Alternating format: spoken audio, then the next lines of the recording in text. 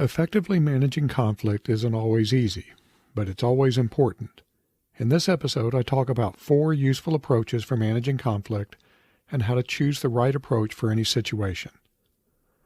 I also provide some general tips on ways to approach and manage the inevitable conflicts that we're bound to experience as we go through life.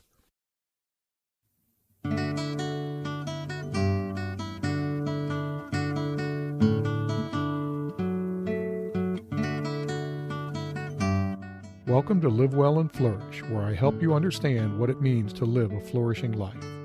I'm your host, Craig Van Slyke. If you're ready to think beyond material and external success, if you're ready to take control of who you are and the kind of life you live, if you're ready to flourish, this is the podcast for you. Before I get into the meat of this episode, I wanted to remind you of some important points from the last episode, which is available at livewellandflourish.com. Conflict comes from our differences, and conflict isn't always bad. In fact, it can be good. Whether conflict is good or bad is determined by 3 factors: the type of conflict, the amount of conflict, and how well the conflict is managed. There's more detail in the last episode, but those are the relevant main points here. As I just said, the effectiveness of conflict management is a major determinant of whether conflict is productive or unproductive. In addition, the way in which you approach and manage conflict is important for your personal relationships. Have you ever known someone who would argue and disagree constantly if they didn't get their way? Yeah, I bet you have. I'd wager you've known more than a few of these folks. Did you have a great impression of working with them or being involved with them? Probably not. Now contrast that with someone who's always willing to listen and consider your perspective. Do you have a different opinion of that person? Probably so. Disagreements are a natural part of personal interactions. They're just going to happen. If you want others to view you favorably, and if you want to have enriching relationships, then you need to learn how to manage conflict effectively and in a way that shows that you value other people. Keep in mind that interacting with others is a necessary part of flourishing. Better conflict management improves your relationships with others, which increases your flourishing. Okay, so what can you do to manage conflict more effectively? I have some thoughts. Well, others have had some thoughts, which I'll tap into. Into which I'll tap? Let's just say I'll borrow them. When involved in conflict, ask yourself 2 questions. How important is my relationship with this person or these people? And how important is the task-related outcome of this interaction? In other words, how much do you care about the outcome related to the purpose of the interaction? Now picture a 2x2 grid with relationship importance on the vertical axis and task importance on the horizontal axis. There are 4 squares in the grid. Both relationships and outcomes are unimportant. Relationships are important and task outcomes are not. Task outcomes are important and relationships are not, or both are important. To simplify things, I'm making these more binary than they really are. There are usually degrees to the importance you place on these 2 factors. Now let's put a conflict management approach in each of the squares. When neither relationships nor task outcomes are important, your best strategy is avoidance. Just sort of check out. Yeah, sure, it's often useful to listen to the conversation, but basically you don't want to get involved in the conflict because you don't care about the relationships involved or in the outcome. So just stay out of it. This might sound bad, but it really isn't. You can probably think of meetings you've been in where there was some disagreement that you just didn't care much about. You didn't care about the group or the outcome. So you just sat there. And that's fine. Anyway, that's fine to check out. Dealing with conflict saps your energy. If there's no payoff, why suffer the cost?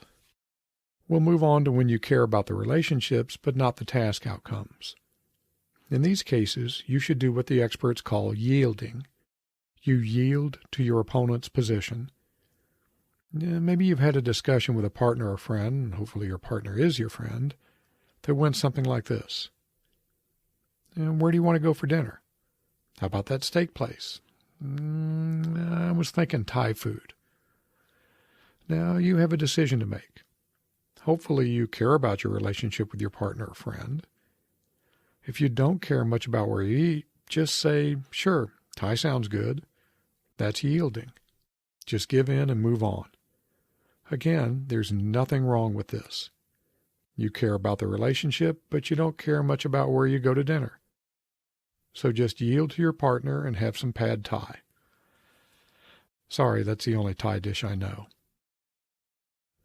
Let's change the situation. You really want a steak, and the person you're going out with isn't your partner or a good friend, but someone you don't really care that much about. I know that sounds bad, but we also know it happens.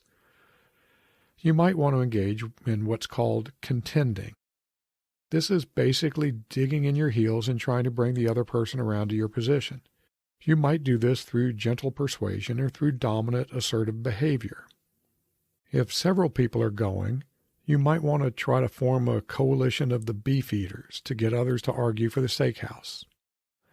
When I said beef eaters, did you picture the guards at the Tower of London all decked out in their fancy red uniforms? Or maybe it made you want a gin and tonic.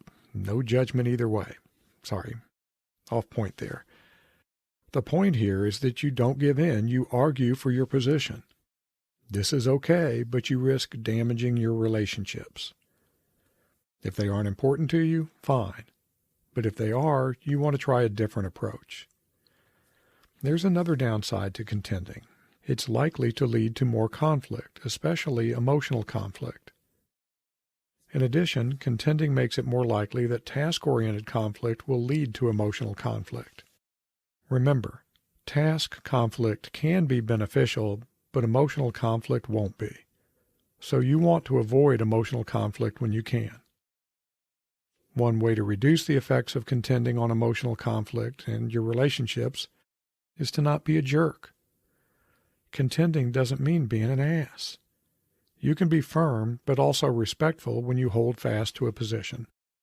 One situation in which contending is especially appropriate is when doing something will compromise your values, ethics, or integrity. When you're in this situation, stand up for what you know is right. Again, you don't have to be a jerk, but you don't have to give in and act against your values either. What do you do when you care about the outcome and the relationship? You turn to our last strategy, problem solving. You try to integrate your interests with those of the other party in order to achieve a mutually satisfying outcome.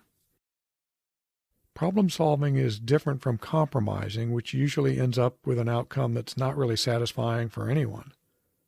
When you compromise, you give something up in order to allow the other party to gain something, and they do the same. You kind of meet in the middle, which, like I said, usually isn't very satisfying. Problem solving, on the other hand, is a collaborative approach in which everyone tries to understand the deep-seated needs behind demands. You and the other person exchange information about your priorities and preferences and search for alternatives that are satisfying for everyone. Problem solving is often hard work, which is why you don't need to take this approach when you don't care about the outcomes of relationships. But when you care about both, collaborative problem solving is worth the effort. Problem solving not only improves outcomes, it can improve relationships. The open, honest communication helps strengthen relationships and, maybe more importantly, the fact that you're willing to take a problem-solving approach is a strong signal that you care about and respect the other person.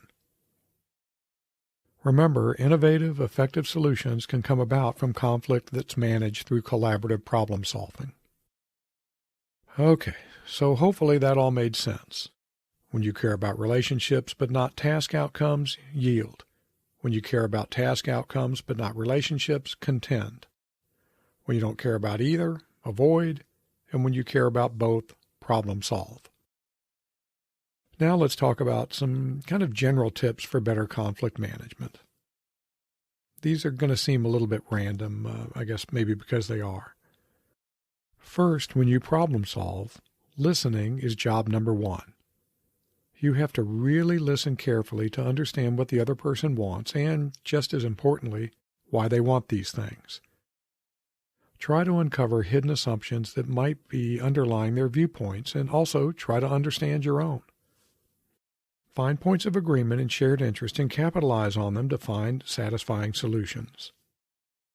Also, remember that value conflict, which is conflict about the purpose or goal of the interaction, is always bad. So, it's really important to reach agreement on goals. Reaching this agreement allows the conversation to shift from arguing about the goal to seeking the best ways to pursue the goal. This is critical to effective collaboration and problem solving. Take a stance of intellectual humility. Yeah, if you're like me, you usually think your way is best, but you also know that you've been wrong in the past. So staying open to the possibility that you're wrong now will keep you from digging in your heels unnecessarily and damaging important relationships in the process. It's also useful to remember your emotional regulation. You want to be able to control your emotional reactions when experiencing conflict. Remember that emotions are contagious. By the way, I talked about emotional regulation and emotional contagion in earlier episodes, which are available at livewelandflourish.com. Yeah, you guessed it. There are links in the show notes. When things start to become heated, calm yourself, which will help calm others. Taking a break sometimes isn't a bad thing either. Keep in mind that your flourishing depends on your use of reason. This applies to conflict as well.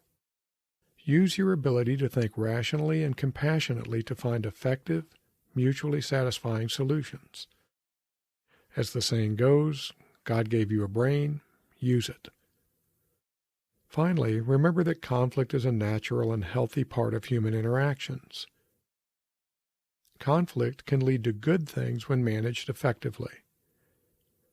Aristotle said that conflict is a good and necessary part of a flourishing state, and the same can be said for flourishing interpersonal relationships. Okay, it's time for 3 things you can do to put these thoughts into action. The next time you experience conflict, pause and consider the importance of both the task outcome and relationships. Then, choose the strategy that matches the importance you place on both. Remember that you don't need to do the hard work of problem solving every time. The important thing is to match your approach with the importance of relationships and outcomes. When you find yourself in a conflict situation and both relationships and outcomes are important, ask questions that will help you better understand the other person's wants and needs and the assumptions that might underlie their position. Listen to them carefully and respectfully. When they're talking, don't put your brain on trying to plan your next remark. Listen to understand, not to respond. Finally, after you go through conflict, take time to reflect on whether you chose the appropriate strategy and how things turned out. Consider what you did that was beneficial or detrimental to gaining the desired outcomes. Remember, effective critical reflection leads to learning, which leads to better outcomes in the future. I'll close with this quote from Seneca. No good thing is pleasant to possess without having friends to share it. Until next time, be well, my friends. I produce Live Well and Flourish because of my dedication to helping others live excellent lives. I don't accept sponsorships and I don't want your money. The only thing I want is to help you and others flourish. If you've received some value from this episode, please share it with someone that might also benefit from listening. The best way to do that is to direct them to livewelandflourish.com. Until next time.